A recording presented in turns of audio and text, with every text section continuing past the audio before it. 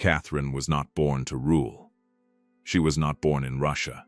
She was not born with a name anyone would remember.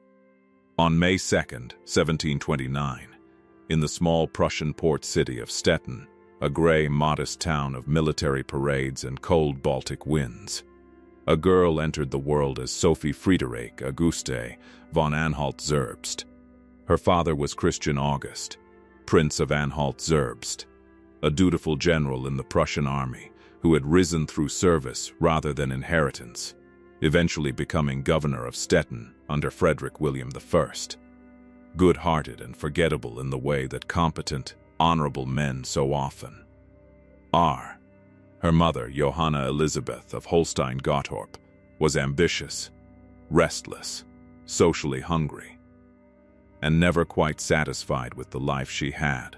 A woman whose family connections to the ruling houses of Holstein and Sweden were just distinguished enough to feed her appetite for grander things, without being grand enough to actually provide them. From these two opposite poles, the girl who would become Catherine the Great drew the best of both: her father's discipline and her mother's ferocious hunger for something more. The household was not wealthy.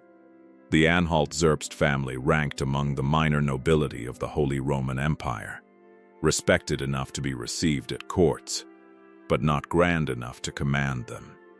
The annual income of the principality was modest. The family supplemented it through Christian August's military salary, but this did not translate into opulence. Sophie grew up in drafty rooms and practical clothes in Stettin Castle, watching her mother chase invitations to the courts of Europe's more powerful dynasties. She played with dolls in cold corridors and read whatever books she could find. Even as a child, she read voraciously: history, philosophy, travelogues. She was curious in a way that seemed almost inconvenient for a girl of her era. She asked questions. She remembered answers. She was educated by a French governess named Babette Cardel, a Huguenot woman whose influence proved lasting. From Cardel, Sophie acquired her lifelong fluency in French, the diplomatic language of 18th-century Europe, and developed an early passion for French literature and the theater of Molière and Racine. She also received instruction in dancing, music, and religious studies. Her father, a devout Lutheran, made sure she was grounded in Protestant theology. She would convert from it within 15 years. But she never forgot how to think theologically, a skill that proved unexpectedly useful when navigating the Russian Orthodox Church. She was not, by conventional accounts, spectacularly beautiful. She would describe herself in her own memoirs as not ugly. She was clever, though, extraordinarily so, and she possessed something harder to define than beauty, a quality of presence, of attention, of making whoever she spoke with feel as if they were the most interesting person in the room. She would spend her lifetime refining that quality into a political instrument of devastating precision. In the winter of 1744, when Sophie was 14 years old, a letter arrived that changed everything. The Empress Elizabeth of Russia, Peter the Great's formidable daughter, was searching for a wife for her nephew and heir, the Grand Duke Peter Ulrich of Holstein-Gottorp. Peter was the grandson of Peter the Great through his daughter Anna, and also the grandson of Charles C. of Sweden through his father's line, a pedigree that made him theoretically eligible for the Swedish throne as well, a fact that would cause Elizabeth perpetual diplomatic anxiety. Elizabeth had combed the royal houses of Europe with characteristic thoroughness. She wanted someone pliable, presentable, and Protestant enough to convert to orthodoxy without causing a diplomatic incident. Crucially, she also wanted someone without powerful family ties who might complicate Russian foreign policy. Sophie fit this template precisely.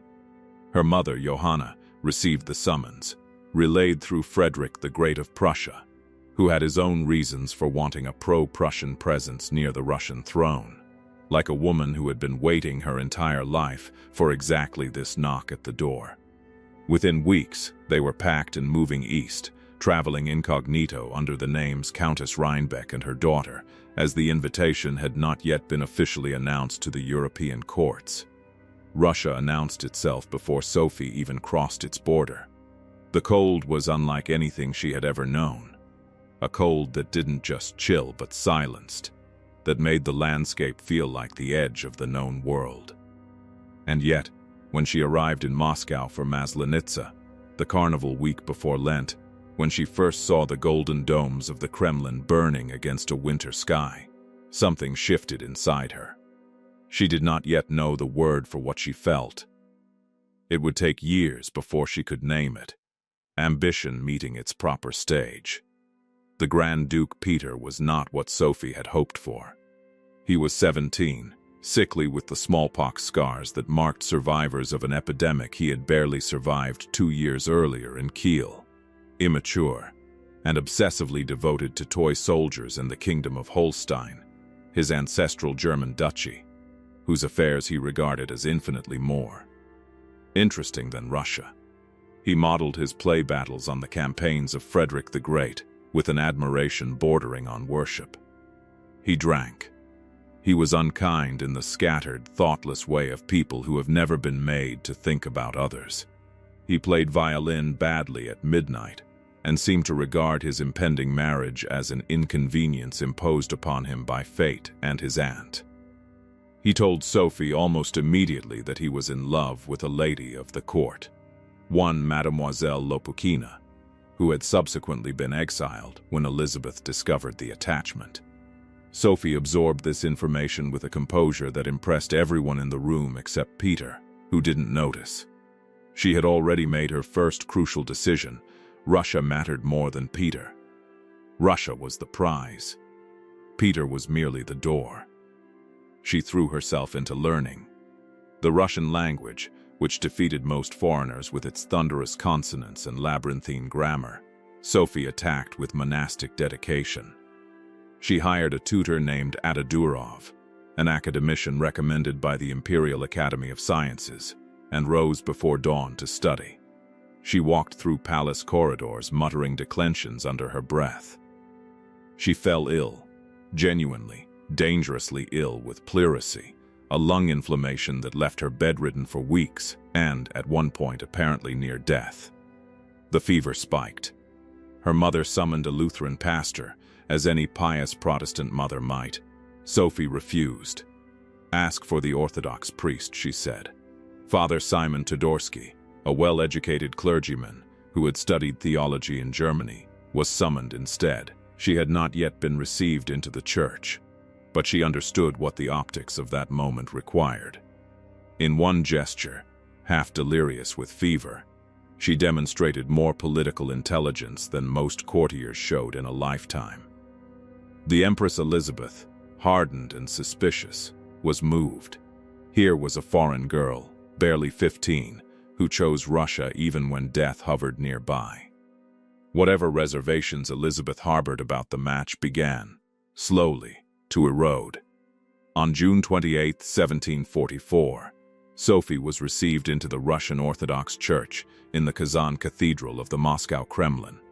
She renounced her Protestant faith with a serenity that stunned the assembled clergy. She had memorized the Orthodox Catechism in Russian, working from a primer prepared by Father Todorsky, and recited it without a single error, despite months of study in a language not her own. She was given a new name, Ekaterina Alexeyevna, Catherine. The patronymic Alexeyevna honored the memory of Empress Elizabeth's father, the Emperor Alexei, father of Peter the Great, a symbolic gesture of Russification that was entirely deliberate. The next day, she was formally betrothed to Peter. She was 15 years old, standing in a cathedral of gold and candlelight, wearing a name that was not hers by birth, speaking a language she had learned in months, surrounded by people who were watching her with calculation in their eyes. She did not flinch. She smiled. She curtsied. She understood that performance and survival were the same thing. Marriage to Peter was a cold and lonely arrangement. The ceremony took place on August 21, 1745, in the Cathedral of Our Lady of Kazan in St. Petersburg, lavish beyond description. With the celebrations lasting 10 days and costing an estimated 150,000 rubles, a figure that strained even the imperial treasury. Behind the brocade curtains, the reality was bleak. Peter ignored her, preferring instead the company of his Holstein courtiers and his elaborate toy soldier displays, which he would rearrange for hours, while expecting Catherine to watch in silent appreciation.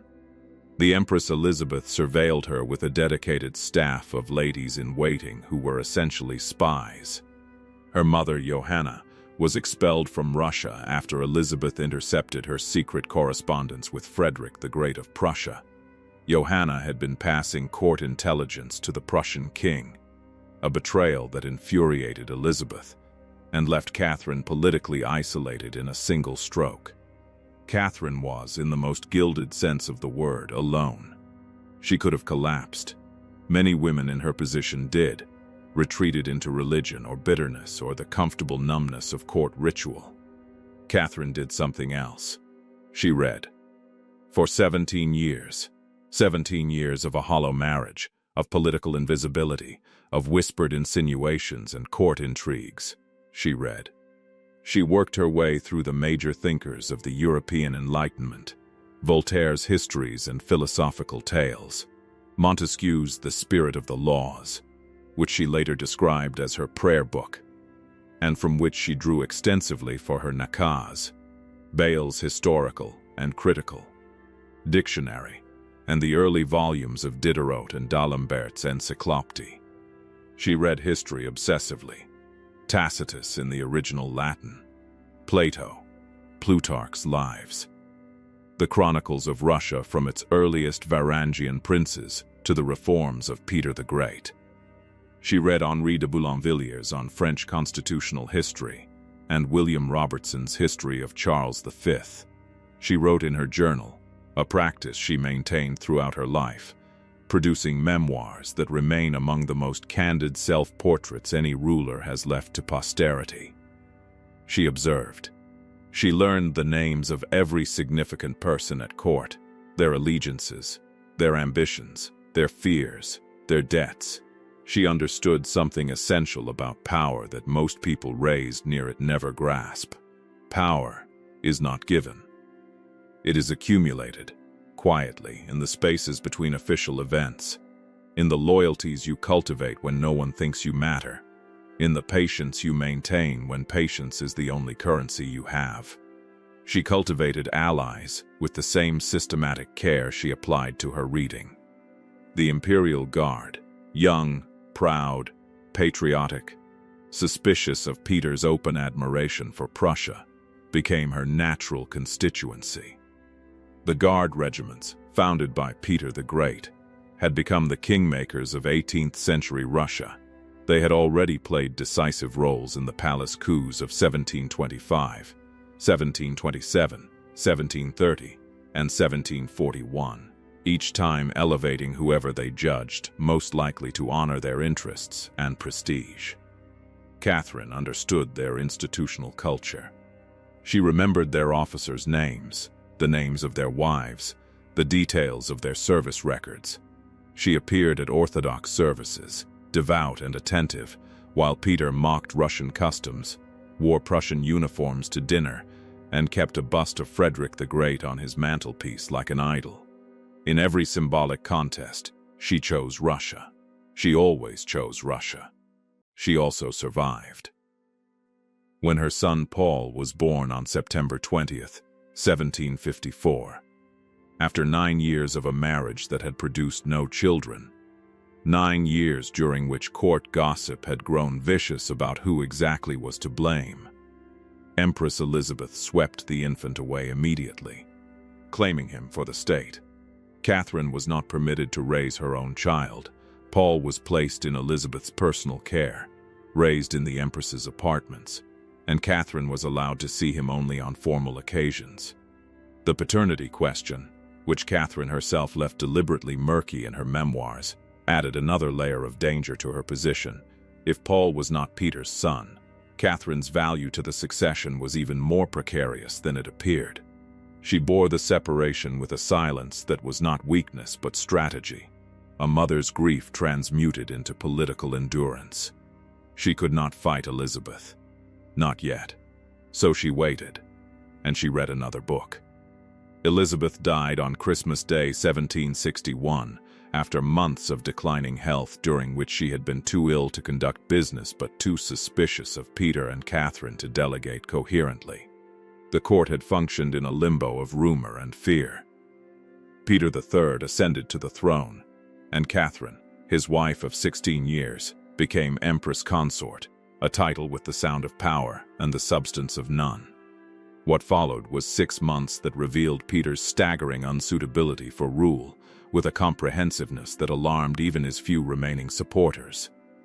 He ended Russia's victorious 7 years war campaign in an act of stunning strategic recklessness.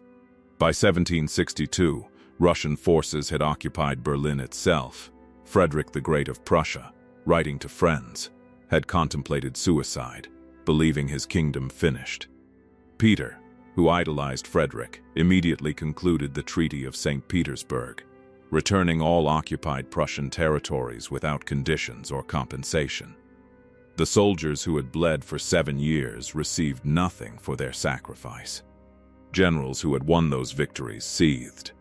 He antagonized the Orthodox Church by announcing plans to secularize church lands, a reform that was arguably sensible but catastrophically timed and executed without the diplomatic groundwork it required. He antagonized the Senate. He was rumored to be preparing a military campaign to help his Holstein relatives recover Schleswig from Denmark, a war that served no Russian interest whatsoever. He announced plans to reorganize the Imperial Guard along Prussian lines, stripping the prestigious household units of their privileges. He wore his admiration for Prussia on his sleeve and seemed genuinely unaware that most of Russia found it offensive, even treasonous. The court watched, the Guard watched, and Catherine watched all of them watching. The conspiracy that formed around her was not, at first, her conspiracy. It was the Orlov brothers, 5 of them in total, sons of a provincial military officer, now officers in the Guard, and above all Grigory and Alexei, passionate, reckless, and devoted to Catherine with an intensity that combined personal loyalty with genuine political conviction. It was Princess Ekaterina Dashkova, barely 18 years old, burning with indignation at Peter's humiliation of Russia, connected by family ties to half the relevant conspirators, and possessed of an intelligence that Catherine found genuinely stimulating. It was officers of the Izmailovsky, Semenovsky, and Preobrazhensky regiments, men who had watched Peter insult their traditions. It was Nikita Panin, Catherine's son Paul's tutor, a careful diplomat who had his own vision of what should follow, a counsel to constrain the new sovereign, though events would move too fast for his constitutional scheme to be imposed. But conspiracies require a center. They require someone willing to be the thing everyone rallies around. Catherine, characteristically, made her decision with clarity and speed. On the morning of June 28, 1762, 18 years to the day after her reception into the Orthodox Church, a coincidence that was almost certainly not lost on her, Alexei Orlov arrived at the Peterhof Summer Palace before dawn. He woke Catherine from sleep. He told her it was time, that they could not wait, that one of the conspirators, Captain Pasek of the Preobrazhensky regiment, had been arrested the previous night after speaking too loosely. The timeline had collapsed. She rose, dressed quickly in a black morning dress she had been wearing for the recently deceased Elizabeth, and rode with him to St. Petersburg in the early morning dark. What happened next was one of the most audacious political acts of the 18th century, executed with a theatrical genius that would have made the Enlightenment philosophers she admired gasp with appreciation. Catherine arrived at the Izmailovsky regiment's barracks before 5 in the morning. She stepped from the carriage.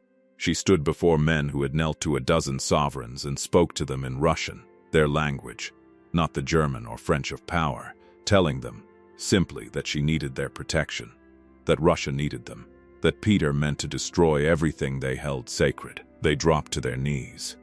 In the early morning light of a St. Petersburg summer, soldiers of the Imperial Guard swore allegiance to a German-born woman who had been in Russia for 18 years, who spoke their language with a barely perceptible accent, who had read every book ever written about how to rule, and who had waited, with extraordinary patience, for exactly this moment.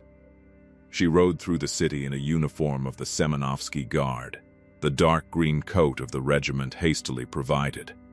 Its previous owner, Vasily Bibikov, who surrendered it for the occasion, her hair loosely arranged, her face composed. Prince Dashkov rode beside her. Crowds gathered along the Nevsky Prospect. More regiments declared for her. The Preobrazhensky, the Horse Guards. Archbishop Dmitry Sekhanov of Novgorod, whom Catherine had carefully cultivated, met her at the Cathedral of Our Lady of Kazan, and the clergy and congregation cried out her name. By midday, the Senate had assembled in the Winter Palace and accepted her as sovereign autocrat. The Holy Synod proclaimed her Empress. By evening, 40,000 soldiers were under arms in her name. Peter III, who had spent the morning at his beloved Oranienbaum Palace, playing violin and seemingly unaware that his throne was dissolving beneath him, attempted to reach Kronstadt by sea. But the fortress had already declared for Catherine. He dithered at Oranienbaum, drafting conciliatory letters, making proposals, canceling them. Count Munich, an aged field marshal who had served 4 Russian monarchs and recognized the finality of what was happening, urged him to fight or flee to his Prussian idol. Peter could bring himself to do neither. He capitulated on June 29. He signed his abdication at Ropsha, a small estate south of St. Petersburg where he was confined under the guard of Alexei Orlov. He asked only that he be allowed to keep his dog, his violin, a beloved servant named Rumberg, and a particular lady of the court, Elizabeth Vorontsova. Most of the request was granted. He died on July 6, 8 days after his abdication, officially of hemorrhoidal colic combined with what the attending physician described as an apoplectic fit. The cause was almost certainly murder. The weight of evidence points to Alexei Orlov and the guards at Ropsha, possibly in a confrontation that turned violent rather than a premeditated assassination. Alexei's letter to Catherine from that period, which survives in fragmentary and contested form, conveys something like panicked confession. Catherine, who had not ordered his death and was reported to be furious when she learned of it, understood that history would not entirely absolve her. She did not pretend otherwise. She wore mourning for 6 weeks and ordered him buried with imperial honors at the Alexander Nevsky Monastery. She was 33 years old. She was empress of the largest country on earth, an empire that stretched across 11 time zones before time zones were invented, a nation of frozen tundras and burning deserts, of serfs and princes, of 100 languages and 100 gods, of staggering mineral wealth buried in its earth and staggering poverty written on its people's faces. She had no army of her own, no blood claim to the throne, no husband with a dynasty behind him. She had her mind, her nerve, her 17 years of preparation, and the loyalty of the men who had put her in power. She began, as she always had, with reading. She studied Russian law, history, provincial administration. She commissioned surveys of the empire's population, resources, and judicial systems. She called for reports from provincial governors whose names she had memorized before ever meeting them. She wrote tens of thousands of letters over her reign, to governors, to Voltaire, with whom she corresponded from 1763 until his death in 1778. A 15-year epistolary friendship of remarkable intellectual intimacy, to Frederick of Prussia, to Diderot, to D'Alembert, to the mathematician Euler, whom she brought to the St. Petersburg Academy of Sciences, to the leaders of the academy itself. She made herself, systematically and deliberately, the most informed person in the room. Her nakaz, the instruction she wrote over 2 years, largely in her private study in the early morning hours, for the legislative commission she convened in 1767, was a document of breathtaking ambition. 655 articles drawing extensively on Montesquieu's spirit of the laws, from which she borrowed so liberally that she joked she had robbed the Baron, Cesare Beccaria's On Crimes and Punishments with its radical arguments against torture and capital punishment, and the German cameralist tradition of administrative rationalism. The nakaz argued that Russia's vast geography necessitated autocratic government, while simultaneously insisting that this autocracy must operate through fixed rational laws rather than personal whim. Torture, she wrote, was an abomination. Capital punishment should be reserved for extreme cases. The law should be legible, consistent, and applied equally. Voltaire read it and declared that no sovereign in history had written anything like it. Frederick the Great, whose admiration for Catherine was genuine if competitive, agreed. The Legislative Commission she called, 564 delegates representing the nobility, the towns, the free peasants, and the Cossacks, almost entirely excluding serfs, deliberated for a year and a half through over 200 sessions, and ultimately produced no lasting legislation, largely because the interests of its constituent groups proved irreconcilable. Catherine dissolved it when war with the Ottomans provided a convenient excuse. But the nakaz itself announced to Europe what kind of ruler Catherine intended to be: enlightened, modern, philosophically serious. She was the first Russian sovereign to engage the intellectual world of the West as an equal, and she did it on her own terms.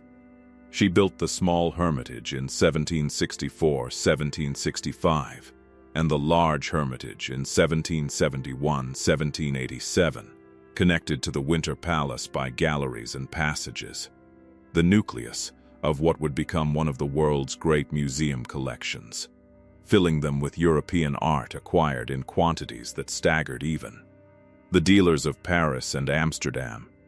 In 1764 alone, she purchased the entire collection of the Berlin merchant Johann Gotskowski, 225 paintings, including works by Rembrandt, Rubens, and Franz Hals, after Gotskowski's debtor, Frederick of Prussia, was unable to complete the purchase. She later acquired the Dresden collection of Count Heinrich von Brühl, 700 dem. The Paris collection of Pierre Crozat, 400 pieces including works by Raphael, Giorgione, and Watteau, and Sir Robert Walpole's Houghton Hall collection in England, nearly 200 old masters that caused such outrage in Britain that Parliament debated blocking the sale. By the end of her reign, the Hermitage contained over 4,000 paintings, 38,000 books, 10,000 engraved gems, and tens of thousands of drawings and coins. She founded the Smolny Institute in 1764, the first state institution of higher education for women in Russia, established in the Smolny Convent in St. Petersburg, modeled partly on the French Academy of St. Cyr. The curriculum included languages, arithmetic, history, geography, music, and dancing.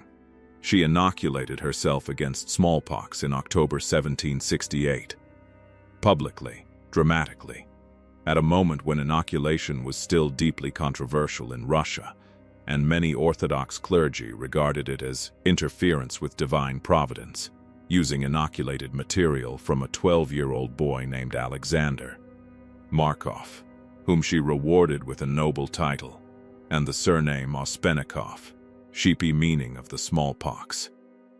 She then ordered the program extended across Russia, inoculating more than 2 million people over the following years, because a sick population could not build an empire. She corresponded with Diderot so extensively, 30 hours of conversation daily during his visit to St. Petersburg in 1773-1774.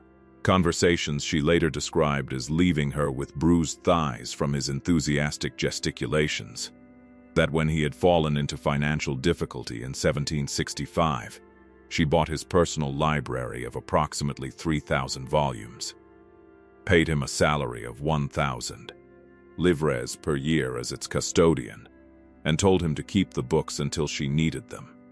She never sent for them. It was a gift, disguised as a transaction, to a man she admired. She was not naive about the limits of her Enlightenment ideals. She knew that Russia's economy rested on serfdom, a system binding approximately 34 million people, roughly half the total population, to the land and to their lords. A system she found philosophically abhorrent and practically untouchable. The nobility who had supported her coup would resist any serious reform that threatened their interests with precisely the same organized determination they had shown in raising her to power. She walked the line between her ideals and her pragmatic understanding of power, with an awareness that oscillated between sophistication and anguish. She wrote in her journal that the peasants were human beings who deserved their freedom. She knew, at the same moment, that freeing them would risk the stability of everything she had built. She chose stability. In 1767, her new statute on serfs actually expanded noble power over their serfs, making it illegal for serfs even to petition the sovereign for relief from their master's abuses. It was the compromise that history would never entirely forgive her for, and that she never entirely forgave herself. In 1773, a Cossack soldier named Yemelyan Pugachev rode out of the eastern steppes claiming to be Peter III, resurrected and returned to free the serfs and restore the old Cossack freedoms. He was charismatic, capable of improvised military organization, and catastrophically mistaken in his capacity to hold power. But the hundreds of thousands of people who rallied to his banner were not mistaken about their grievances. They were hungry, exhausted, living lives of indescribable hardship. Cossacks whose traditional autonomy had been steadily eroded. Factory serfs assigned to the Ural foundries who worked in conditions of brutal exploitation. Indigenous peoples of the Ural and Volga regions chafing under Russian administrative expansion. And common serfs who had nothing to lose and everything to avenge. The Pugachev Rebellion, the largest popular uprising in Russian history before 1917, engulfed the Volga region, threatened the Ural industrial cities, and sent genuine fear through St. Petersburg. Pugachev's forces captured Kazan in July 1774, burning most of the city. His proclamations promised freedom to the serfs, the abolition of the poll tax, and the extermination of the gentry. His armies hanged nobles from trees with the methodical thoroughness of people who had been hanged themselves by law's decree for generations. Catherine's response was measured, and then merciless. She sent professional armies under General Alexander Suvorov, who had recently distinguished himself in campaigns against the Bar Confederation in Poland, and Prince Golitsyn. She promised amnesty and delivered it selectively, understanding the propaganda value of clemency even while authorizing collective punishment for rebel villages. She had Pugachev captured by his own Cossack lieutenants in September 1774, transported to Moscow in a specially constructed iron cage to prevent any dramatic escape attempt, and publicly executed in January 1775. He was beheaded and quartered before a large Moscow crowd, though Catherine, sensitive to European opinion and her Enlightenment reputation, had his death warrant specify that torture was not to precede execution, a gesture toward Beccaria's principles even in the act of state killing. But she also understood that the rebellion was a message she was obligated to read carefully. The Statute for the Administration of the Provinces of 1775 was the most sweeping reorganization of Russian provincial government since Peter the Great. Russia's 8 provinces were divided into 50 guberni, each administered by a governor-general with standardized institutions. Courts separated by estate, townspeople, peasants, treasury chambers, boards of social welfare responsible for hospitals, poorhouses, and schools. The total number of administrative officials increased enormously. The reforms did not address the underlying conditions of serfdom. but they built the machinery to administer a country that the previous system had governed mainly through threat and occasional crisis response. Abroad, her vision of Russia's place in the world was nothing short of imperial transformation. She fought 2 wars against the Ottoman Empire. The First Russo-Turkish War 1768–1774 produced the Treaty of Kainarka, often called the most important Ottoman defeat before the 19th century, by which Russia gained the right to navigate the Black Sea freely, acquired territories between the Bug and Dnieper rivers, and established a protectorate over Orthodox Christians in Ottoman territories, a provision that Russian diplomats would invoke for the next century. The Russian Navy, sailing from the Baltic around Europe under Admiral Grigory Spiridov, destroyed the Ottoman fleet at the Battle of Chesma in 1770, a victory that stunned Europe and demonstrated Russian naval power in the Mediterranean for the first time. The Crimea, rich in grain, warm, strategically positioned as the gateway between the Black Sea and the Mediterranean, was annexed in 1783, after years of careful preparation during which Potemkin detached the Crimean Khanate from Ottoman suzerainty by supporting a succession of pro-Russian Khans. It was done without a formal war, a diplomatic achievement of considerable skill. New cities rose along the Black Sea coast. Kherson, founded 1778. Intended as the principal naval base, Sevastopol, founded 1783, which Potemkin called the nest of Russian naval power. Nikolaev, founded 1789. Odessa, founded 1794, designed by Potemkin's successor Deribas on a grid plan inspired partly by American cities, intended to be the commercial capital of the Black Sea. She called the region Novorossiya, New Russia, and she meant for it to last. The Second Russo-Turkish War, 1787–1792, confirmed Russian possession of the Crimea and the northern Black Sea coast against Ottoman attempts at reversal. The dream of Constantinople, of Russia as heir to Byzantium, installed at the head of a new Orthodox empire stretching from the Bosphorus to the Baltic, animated Catherine's Greek project, developed with Potemkin in the early 1780s. The plan envisioned partitioning the Ottoman Empire in concert with Austria, placing Catherine's second grandson Constantine, named for the last Byzantine emperor born 1779, taught Greek from infancy on a restored Byzantine throne in Constantinople. The project was never realized. The logistics were beyond even Catherine's resources, and Austria proved a cautious and ultimately unavailing ally. But it shaped a generation of Russian foreign policy and left marks on the landscape in every city named for Greek antiquity along the Black Sea coast. Poland was partitioned 3 times during her reign. The first partition in 1772 divided Polish territory among Russia, Prussia, and Austria, with Russia taking the largest share. The eastern regions of what are now Belarus and Ukraine, roughly 90,000 square kilometers and over 1 million inhabitants. The second partition in 1793, following the failure of the Polish constitutional reform movement of 1791, the Constitution of May 3, which Catherine found threatening precisely because it was genuinely enlightened and threatened to stabilize Poland, took another enormous slice. The third partition in 1795, following the defeat of Tadeusz Kościuszko's uprising, erased Poland from the map of Europe entirely. Catherine acquired Courland, Lithuania, and the remainder of Ukraine and Belarus, territories containing Orthodox populations whose inclusion she justified through religious solidarity. Polish patriots would curse her name for centuries. She added approximately 200,000 square miles to Russia's western territories and called it statecraft. She was human, and she knew it, and she wrote about it more honestly than most rulers ever permitted themselves. She was lonely, with a particular quality of loneliness that belongs to people who hold more power than any relationship can balance. She took lovers. 12 are counted with reasonable confidence by historians.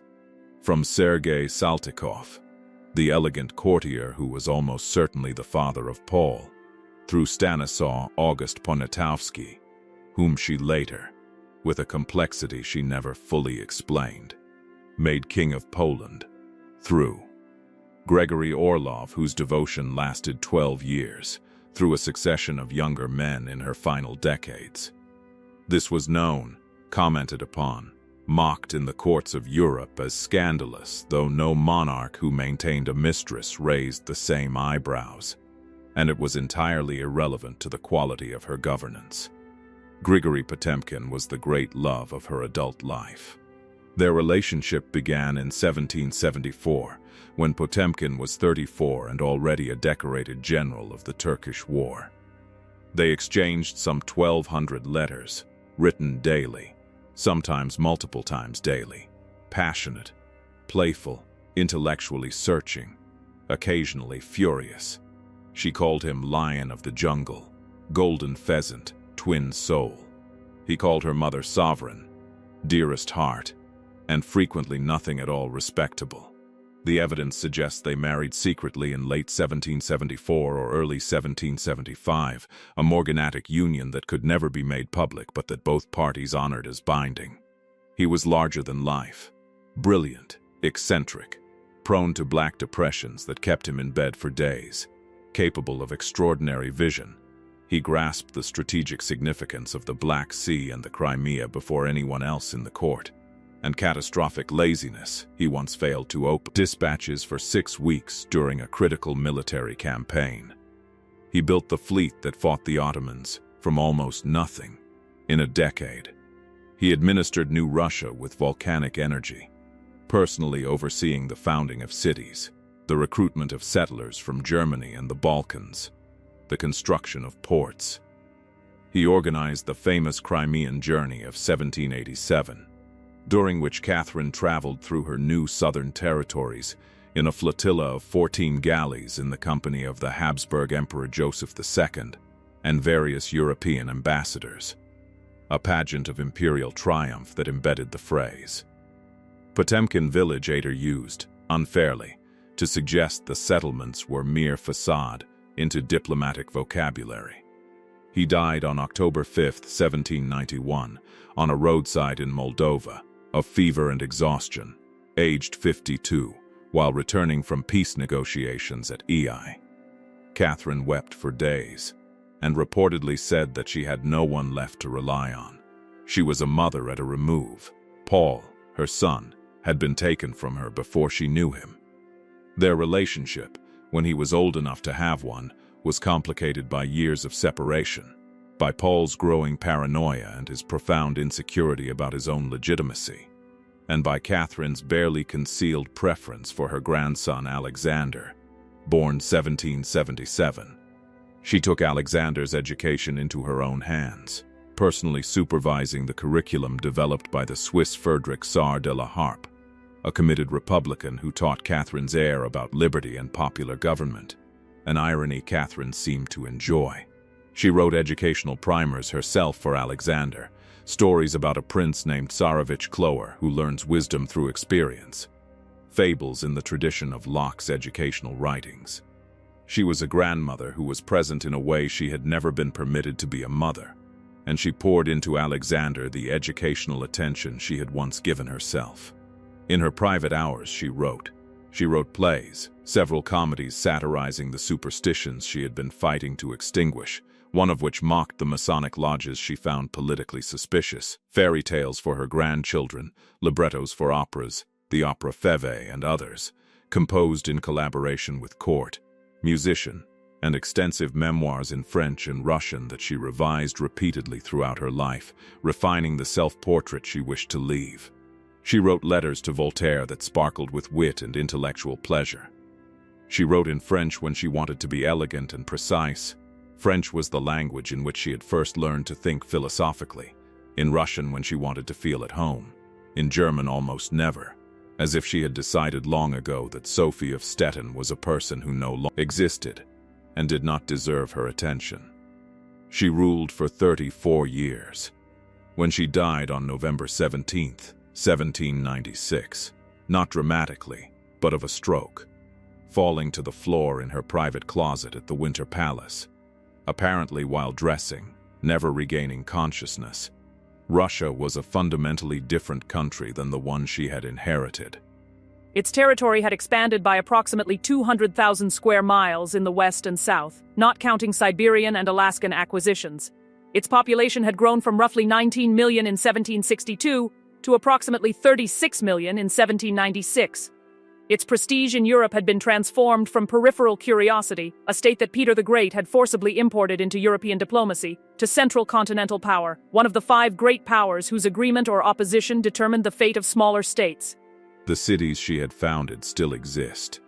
The Hermitage still stands, now holding 3 million objects in its collection. The educational institutions she created endured and became the foundations of later systems. The legal reforms she attempted, even where they failed, established frameworks and precedents that later rulers would build upon. She had wanted to free the serfs, and could not.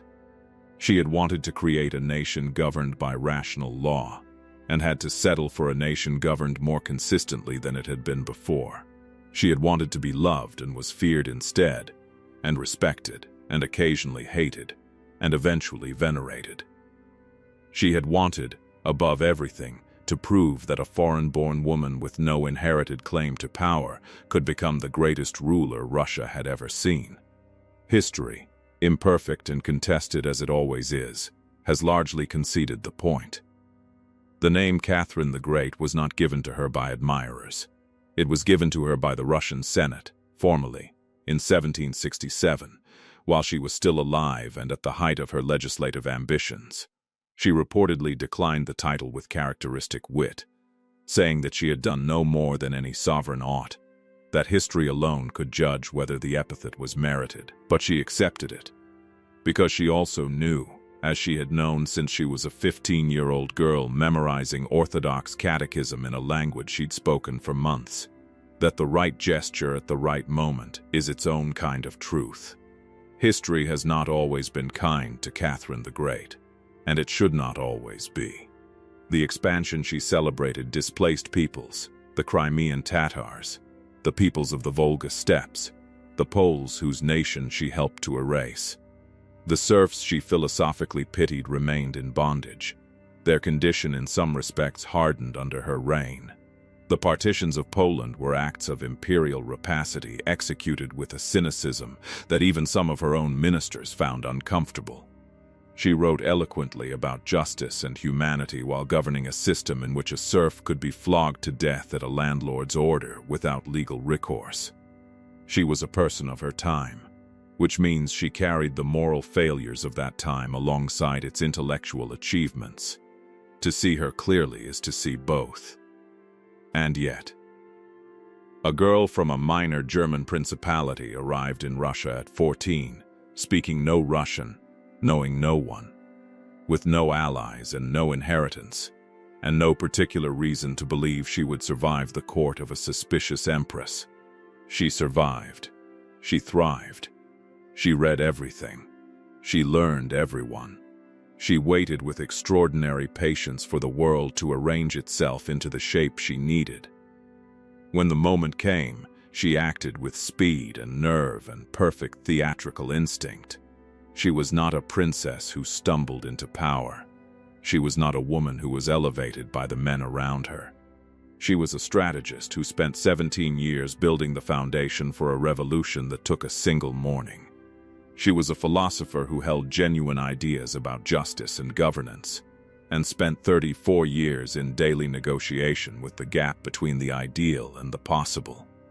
She was a ruler who expanded the largest country on earth, and then sat down to write a letter to Voltaire about it, because she wanted someone smart to talk to. She was Catherine the Great.